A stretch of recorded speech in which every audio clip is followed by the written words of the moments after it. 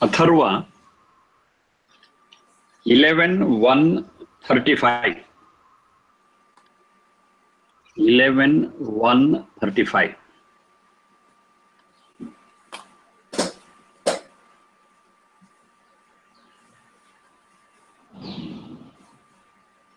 Rishabhosi. Rishabhosi.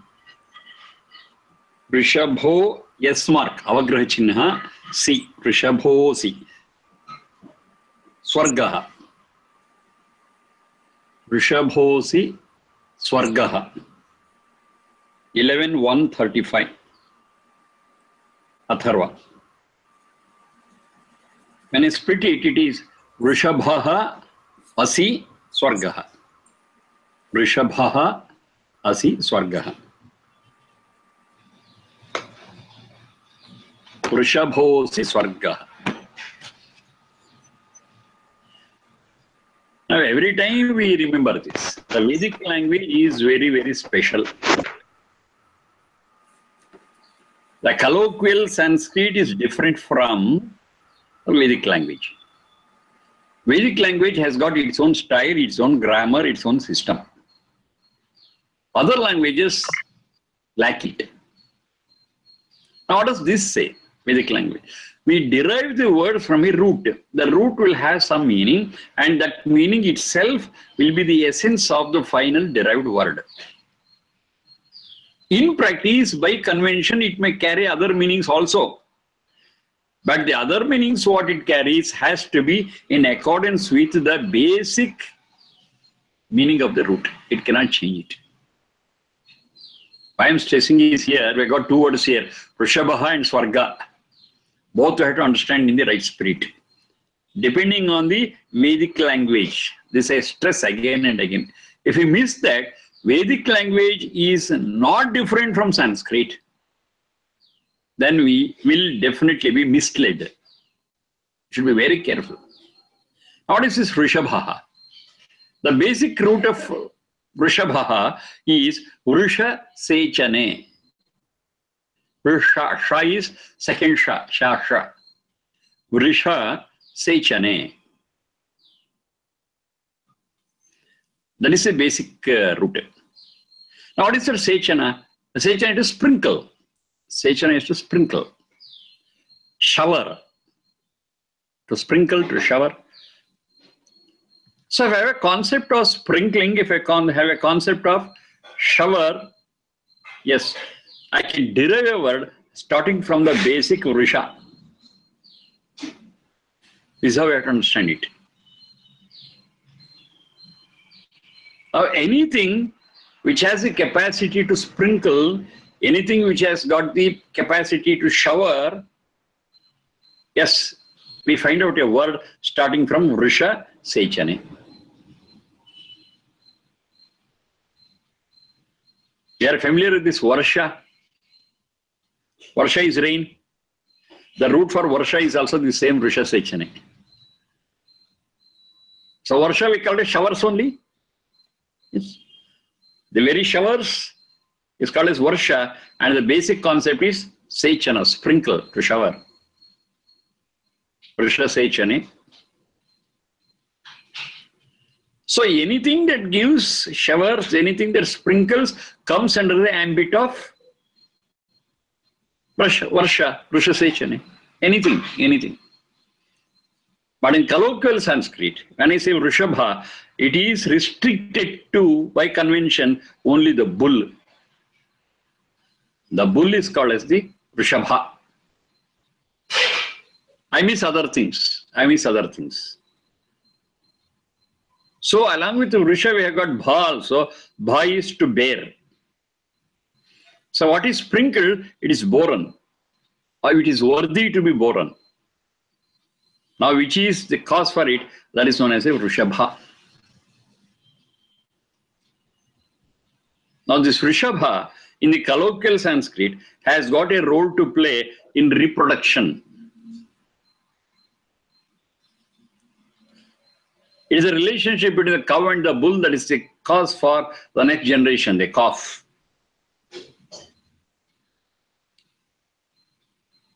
Here we got two things, the cow and the bull. The cow is considered as the kshetra, the one which receives,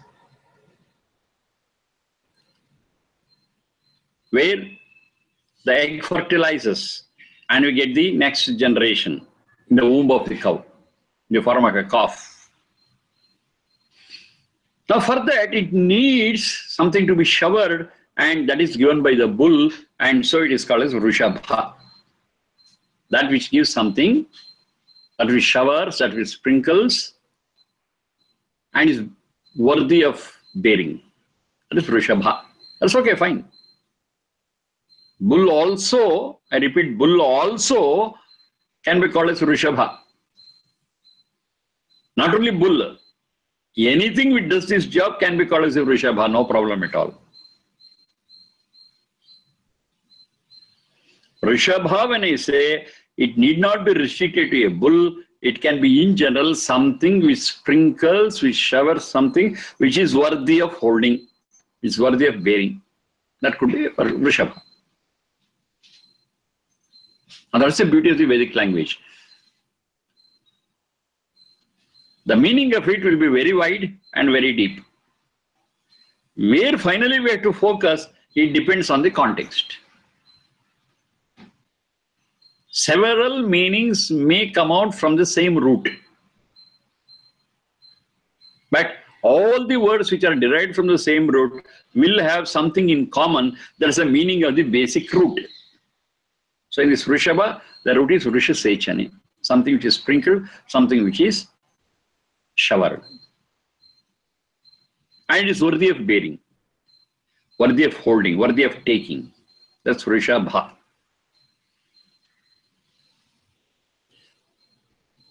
Now, who is this Vrishabha?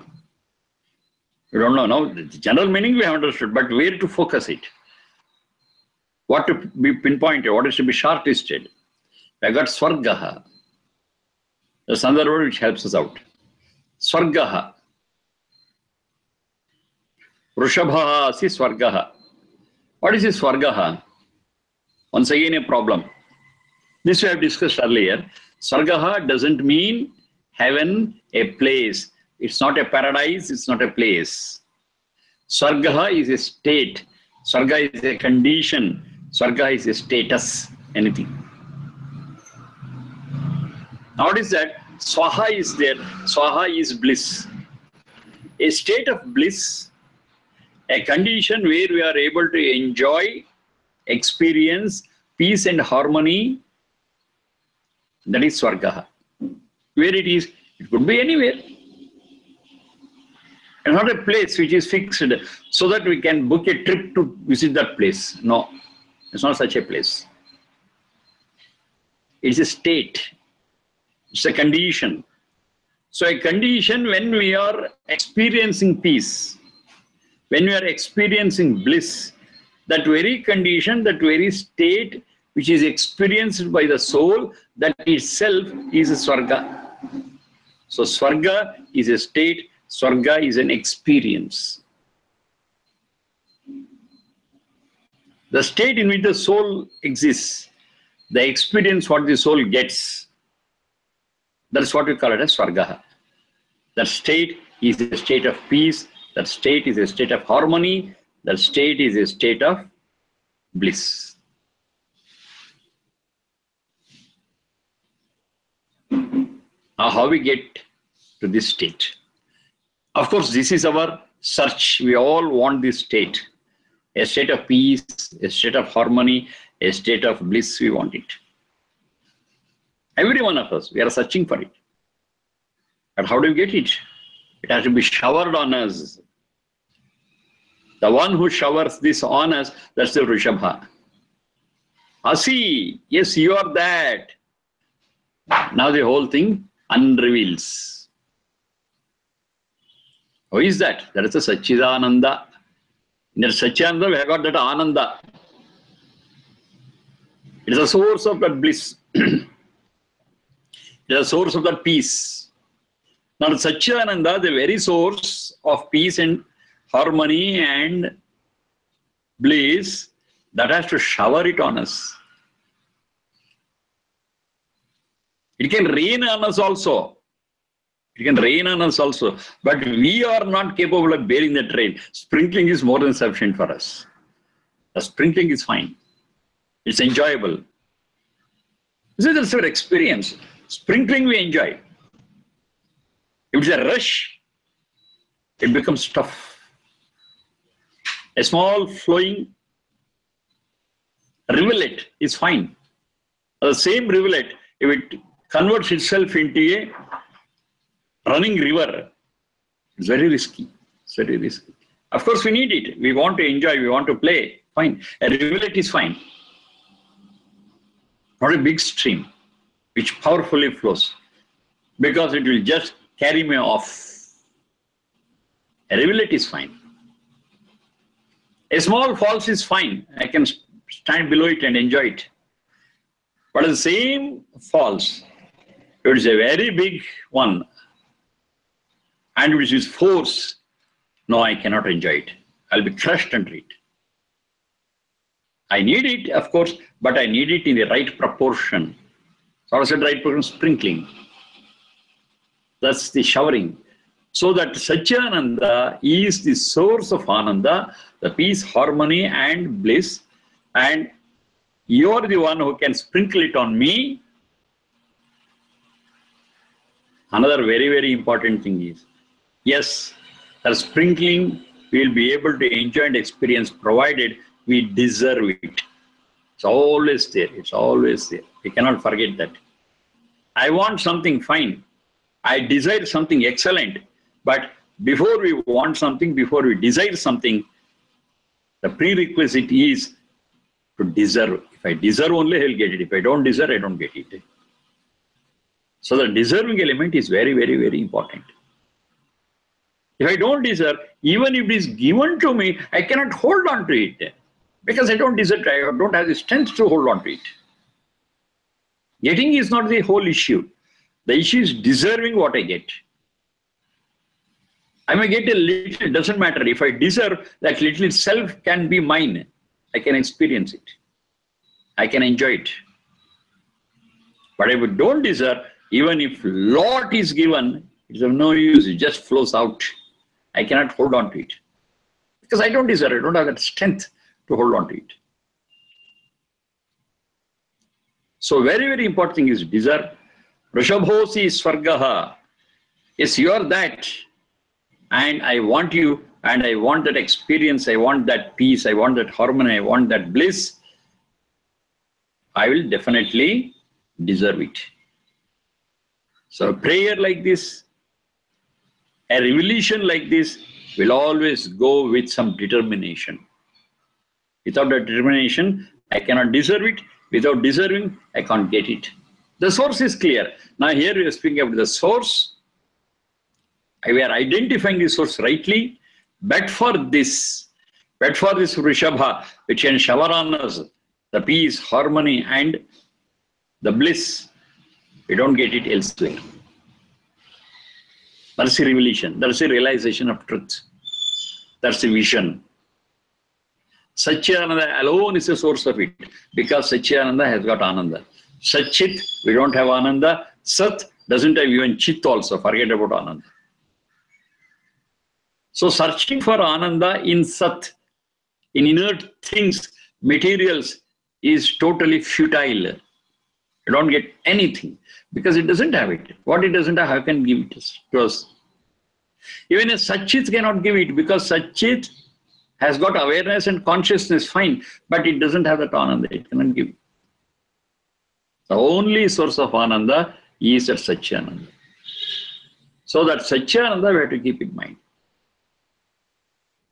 Only when we realize that Satchidananda in its real perspective, in its real features, yes, we'll be bestowed with, we'll be showered with, we'll be sprinkled with something which is worthy of taking, which is worthy of bearing, which is worthy of holding on to. Vrishabhaha asi swargaha. And that condition is nothing but heaven. That condition or status is nothing but paradise. It's not a place. It's not a place. It's a condition. Wherever I am, whatever be the physical environment, it doesn't matter at all. I can be peaceful and comfortable, happy, blissful, anywhere, anytime. Because it is an internal status. It's not external. It's an internal status. What happens externally cannot disturb it. Anything, it cannot disturb it. It is an internal process. If internally I deserve, if internally I can hold on to, if internally it is showered on me, fine, that's excellent. Nothing can disturb it. Nothing. Now that is real Swarga. That's real Swarga, and that's real paradise. That's real heaven. It's not a place. And whatever stories we listen about paradise, whatever stories we listen about that heaven, it's only a beautiful piece of fiction. That's the best thing. And go in search of that, thinking that it's a place, is total waste of time and energy. Just be very careful and understand what it is. Vrishabhosi Swargaha.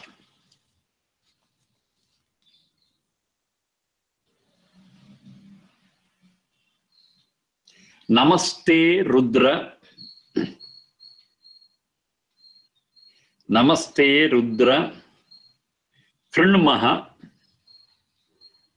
Sahasrakshaya. Namaste Rudra Krunmaha Sahasrakshaya. Namaste Rudra Krunmaha Sahasrakshaya. Atharva 11:2-3. 11:2-3.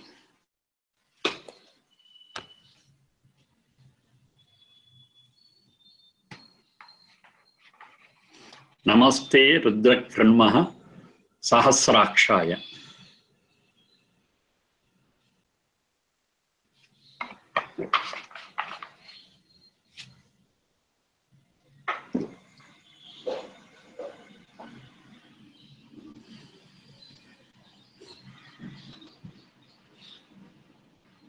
Rudra.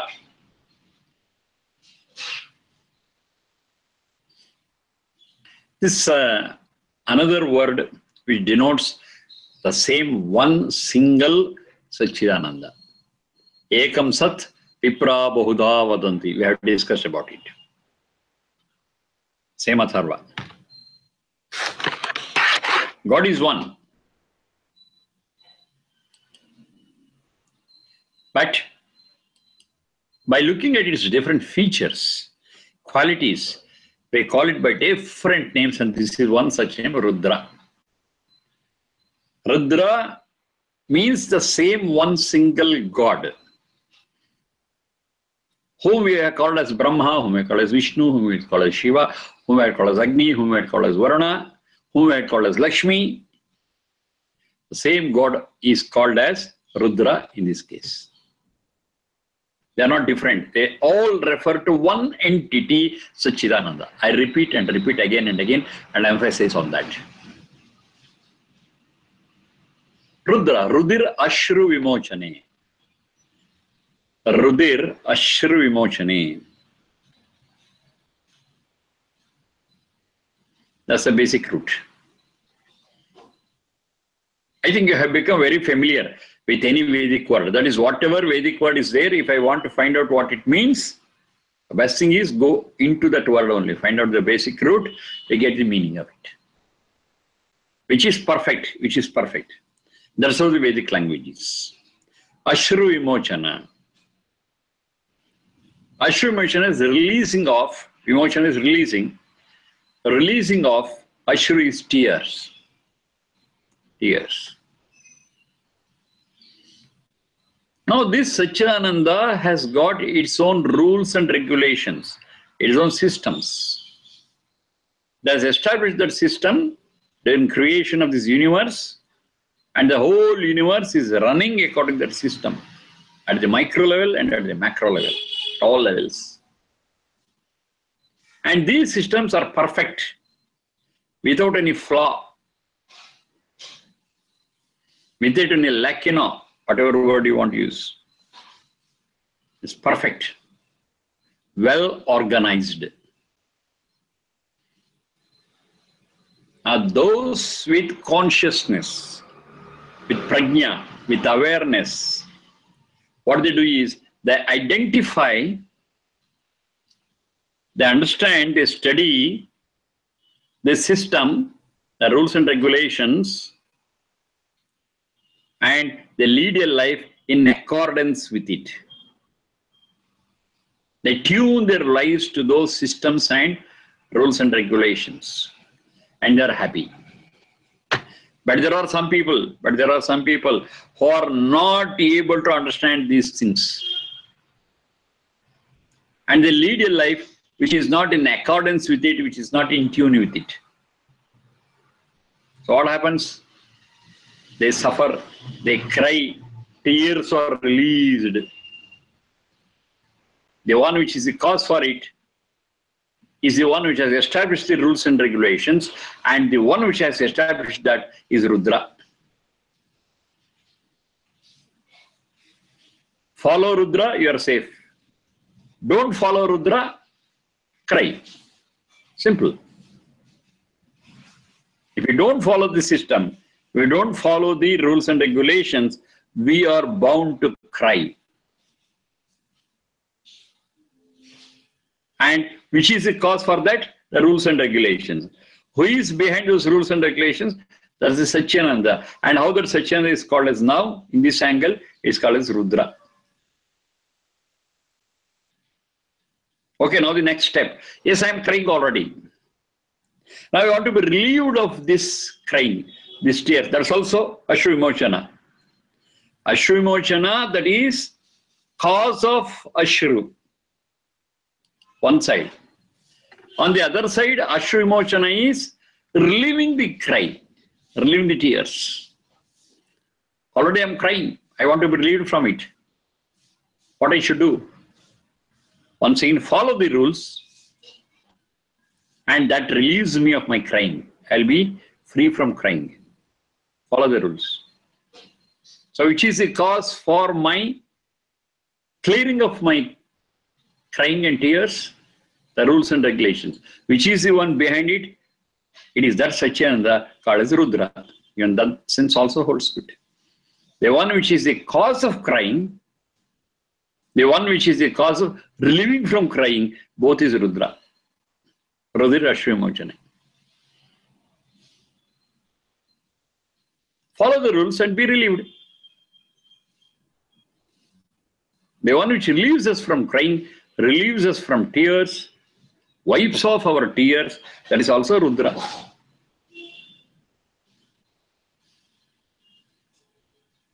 So this Rudra refers to that same Satchidananda. Hey Rudra, now what's it? Namahate Kranmaha, Namahate Kranmaha Sahasrakshaya. Now this Rudra is also Sahasrakshaya.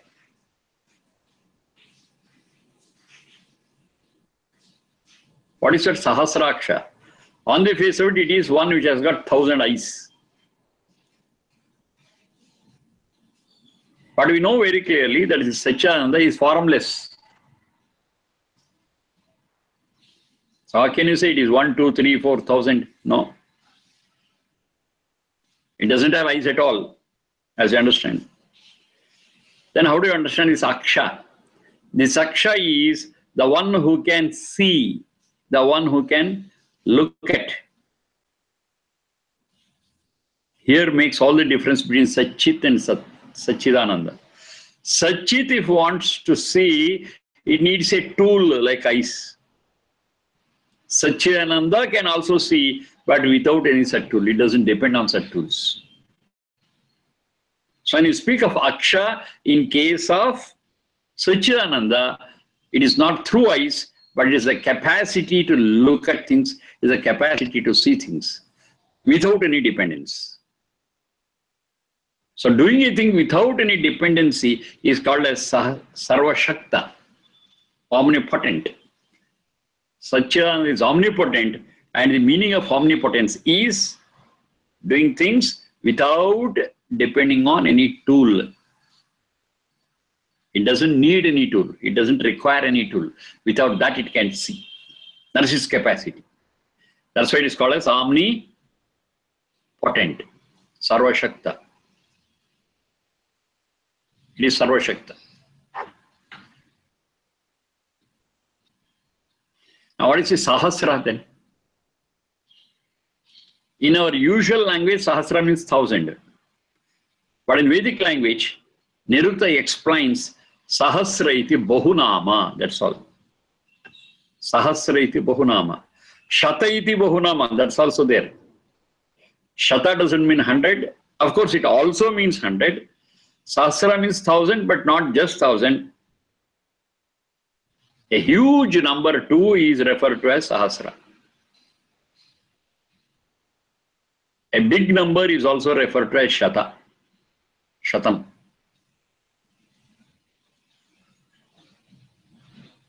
Sahasra iti Bahunama. Sahasram iti Bahunama. That's what Nirutta explains. So it has got that capacity, and it is Sahasra, means it is everywhere. It's everywhere. It can see without a tool, and not only sees without a tool, but it can see everything. Sarva Drashta, that's what it means. The one which can see everything. It has got its eyes everywhere. Whenever I use the word eyes with reference to Satchidananda, don't think of this physical eye. No. It is a capacity to see. It is a capacity to know without the tool. Because it's omnipotent, and because it's omnipresent, it can see everywhere and anywhere. No restriction. No limitation. Sahasraksha is a name given to the same God, Satchidananda, which is everywhere, which can see everything without depending on any tool.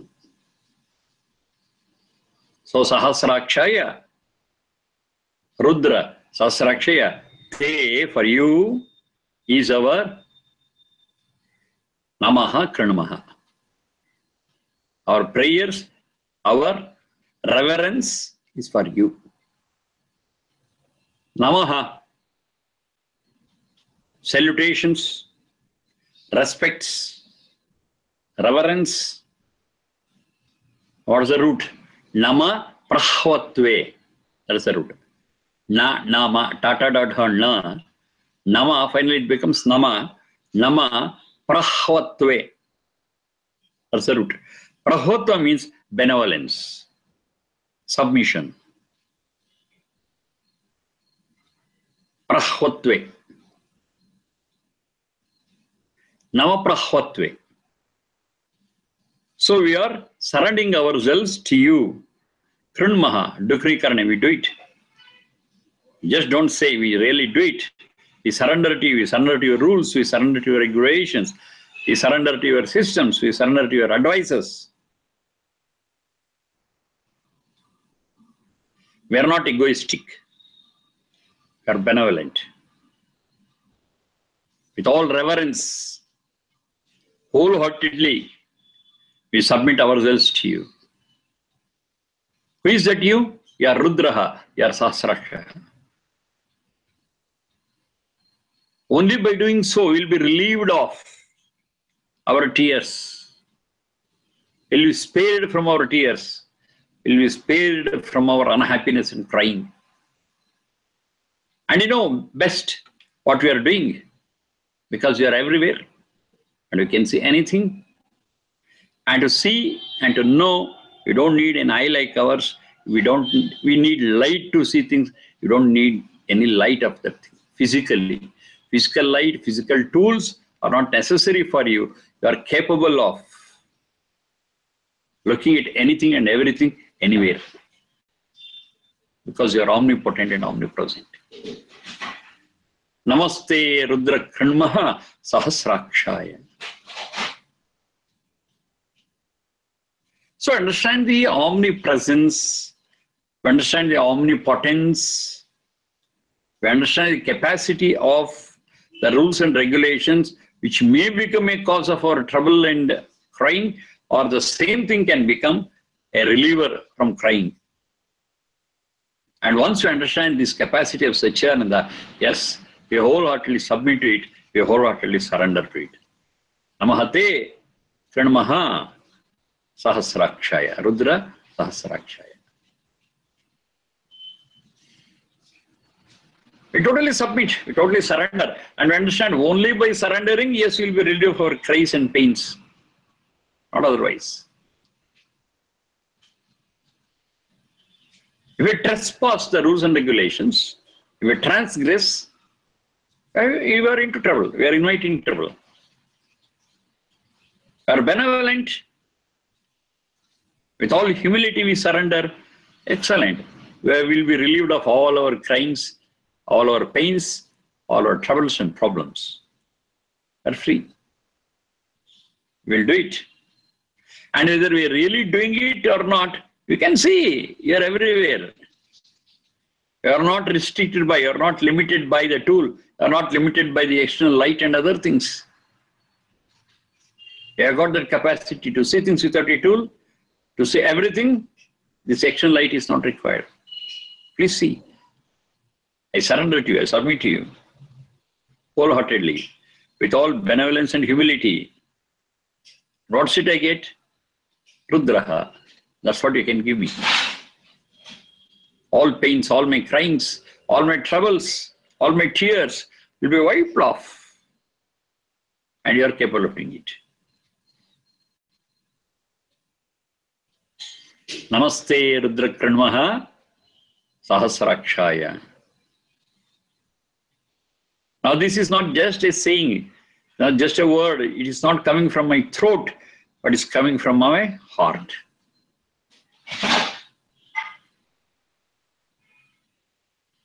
So things of this sort will really enlighten us and will really lighten the burden on our hearts. Because we surrendered. The whole responsibility is transferred. Whatever you say, we'll do it over. I have no responsibility. What good or bad, what result has to come? Yes, it's your lookout. What is my lookout? Perform my duty, as you say, over. And I do it wholeheartedly. I do it with love. I do it with dedication. I do it with commitment. My job is over. To give me all bliss, to give me all happiness, it's you. It's for you now. And you're capable of doing it. And whatever I have done, you can track it. You can keep an account of it because you're able to see it. I can hide it from others. If I remove the light, a lot of things will be hidden. But whether light is there or not, whether physical eyes are there or not, you are able to see it. And your eyes are everywhere, Sahasra. It's many and it's everywhere. So I cannot escape your vision. I cannot escape from your supervision. I am there always. You supervise, you look at me, and I am at your gaze always. I cannot go beyond it. So whatever I am doing, I have submitted with all humility. And what I expect is, I should be freed from my tears. And that capacity also is with you, Rudra. Okay, there are like this many things. Today we have seen a few. And in the coming classes, we will again go into many more things. And finally, what happens is, this way of studying things and applying it into our life, the burden in our life will definitely become lighter. The heaviness is gone. When the heaviness is gone, yes, there is an excellent state. There is an excellent way of living. Living with anxiety, living with stress is always dangerous. When these things are lightened, when they become simple, yes, life is something which is like a celebration, it's an enjoyment. And this is real enjoyment. Because this is out of the experience of the soul. It's not dependent on the external things. A certain material may be there, a certain tool may be there, a certain tool may not be there. Something is missing, something is disturbed. Let it be anything. Internal and peaceful and calm. Because it's totally an internal phenomena. Okay, thank you for the day. Thank you, Sharma ji. Namaste. Anand ಅವರೇ